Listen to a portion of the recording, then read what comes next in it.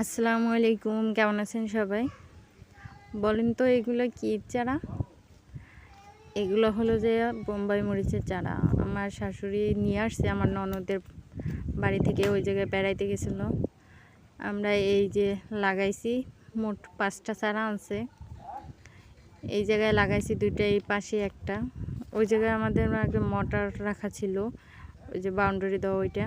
আর ছাদে লাগাইছে যে মাত্র 2টা।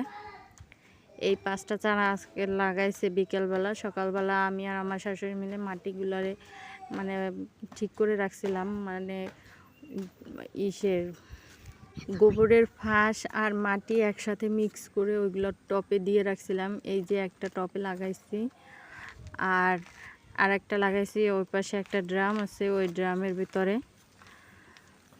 দেখি কত বড় হয় আর কি। আমার ননদের বাড়ির যে মরিচগুলো হয় ওগুলো মোটামুটি ভালো, তাই নিয়ে আসছে চারাগুলো। এই যে ছোট্ট একটা চারা, এই ড্রামে মানে ড্রামটা অর্ধেক ওইটাই লাগাইছে, আর একটা বালতিতে মাটি দেওয়া আছে।